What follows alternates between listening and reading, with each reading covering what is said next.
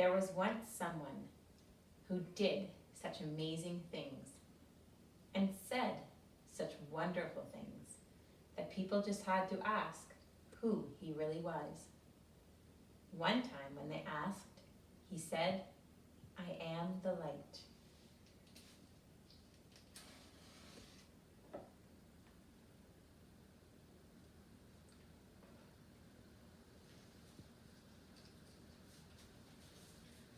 I see the love of God in you, the light of Christ comes shining through, and I am blessed to be with you, O holy child of God.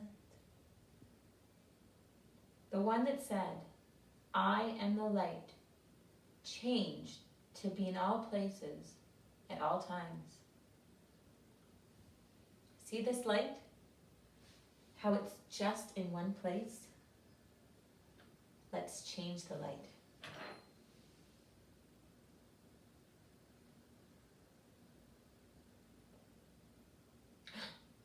Look, the light's changed. It's growing, moving, becoming invisible. It's filling the room with the light of Christ. As you go about this room today, know that the light is there. And as you leave this room today, know that you take the light of Christ with you wherever you go. Now watch carefully so you always know what today's lesson looks like.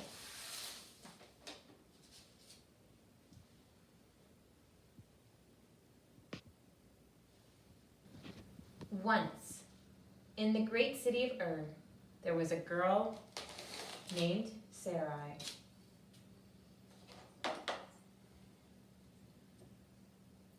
Which means princess. In the same city, there was a man named Abram.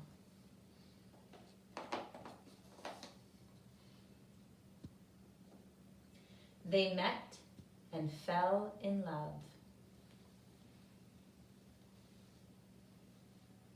They traveled to many new places, and God showed them the way. All their lives they lived in tents. Sarai was beautiful, even when she was very old. Once they went to Egypt, and the king of Egypt called and wanted her for himself. When he discovered that she was Abram's wife, he made them both leave. They went back to the land of Canaan, to Hebron, where they pitched their tent for the last time.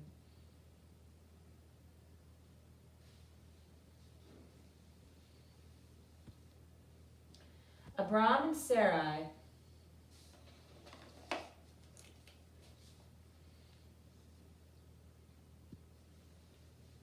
had been married for a long time, but they had no children. God had promised them that they would be the mother and father of a great family. But how could they be with no children? This made Sarah worry.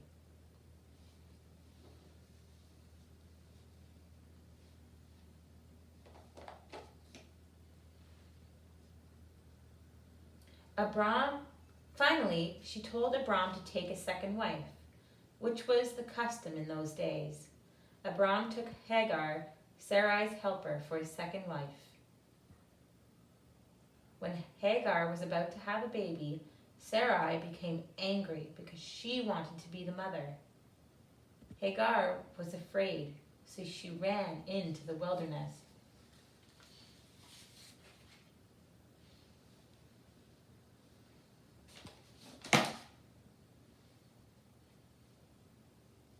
The angel of the Lord found Hagar by the spring of water in the desert and told her to go back. The angel told Hagar that she would have a son and should name him Ishmael. She went back and Ishmael was born.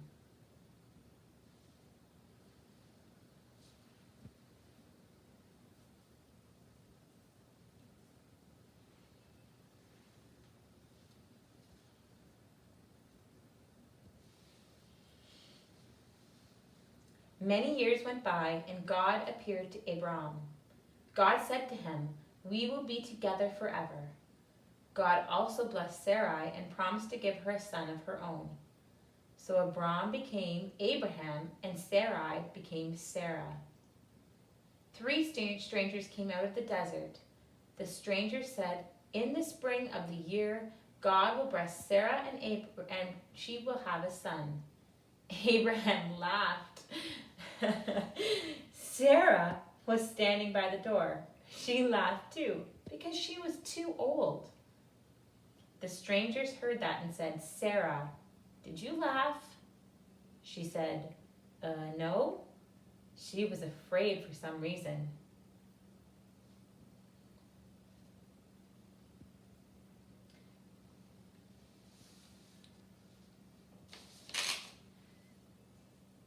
Sarah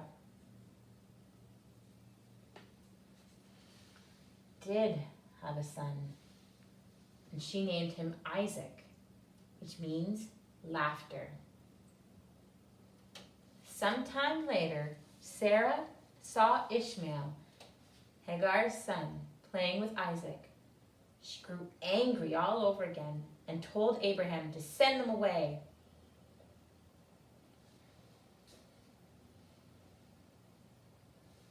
The next morning, Abraham gave Hagar and Ishmael some bread and water and sent them into the desert.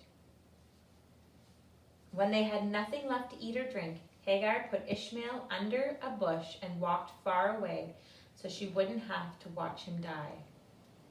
The baby began to cry, and God heard him. An angel came to Hagar and told her to open her eyes.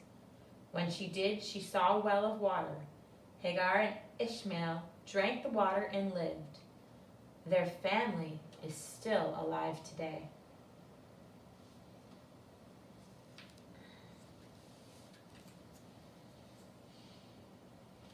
One day, Sarah watched Abraham and Isaac go away.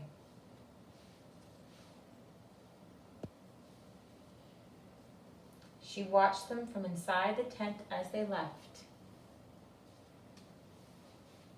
The next day, she watched them again and again.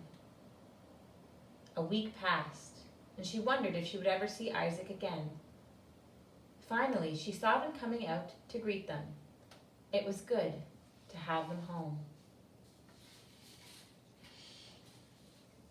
Then Sarah, full of many years, died. Abraham buried her in the cave at the end of the new field by the trees.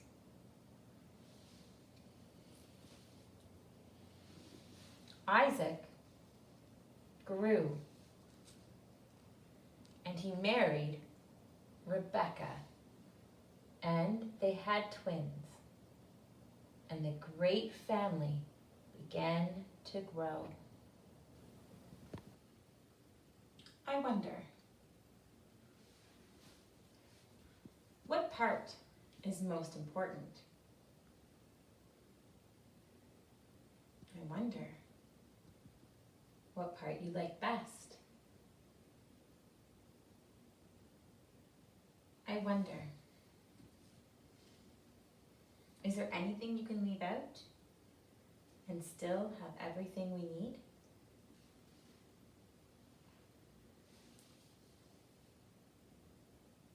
I wonder, which part is about you? Which part you see yourself in this story? I wonder, will you think of this story today about Abraham and Sarah and their son Isaac, Ishmael? Or maybe you'll think of some other story. But whatever you do today, know that you take the light of Christ with you wherever you go.